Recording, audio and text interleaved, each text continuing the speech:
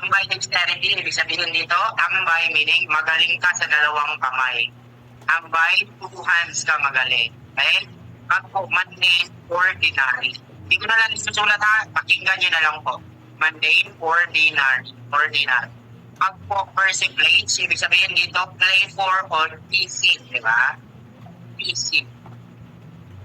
Obscenity, this is obscenity,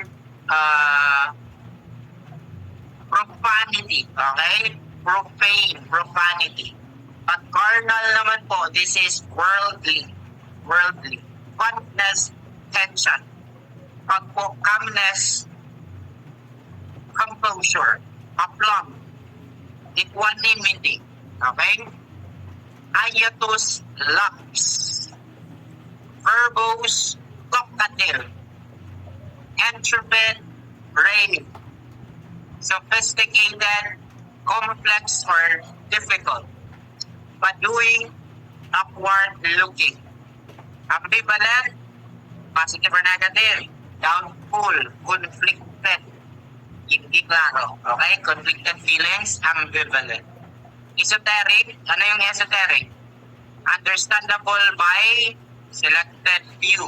O, yung kaibigan mo na ikaw lang nakakaintindi. Okay? Transcendental, that's supernatural. First rate, excellent. Okay? Aplomb. Ano yung ibig sabihin ng aplomb? Kanina, nasa na yun? Kanina, calmness. Ngayon, aplomb. Pareho lang sila. Equanimity, composure, hindi kinakabahan, hindi agitated. Coup de grace. Ano naman yung coup de grace? Death blow. Okay? Death blow. Cancer. That is, expert sa taste. Magaling to mga cook. Gullible. Madaling ma-deceive. Easy to deceive. Pulchritude. That is loveliness. Anong opposite ng loveliness? Homeliness. Pambahay lang. Alright. Conflagration. Large fire. Ad nauseam, that is, ad nauseam, sickening at the highest degree. Okay? Impertinent, irrelevant. Candidness, frankness. Hoy, lumabas na lahat. Transmuted here, transmuted meaning changed. Despotic, cruel. Chauffeur, driver. Objet emptor, let the buyer decide. Voracious, very eager. Abased, demoted.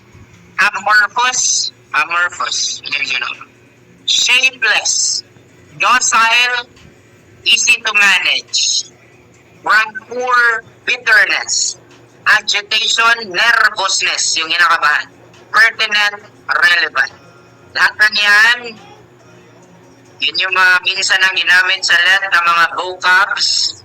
So, just pay attention, ulitin lang ko ang video, tindri lang sarili. Okay? Now, nasa harapan mo na yan. Now, ipapadrill ko sa'yo.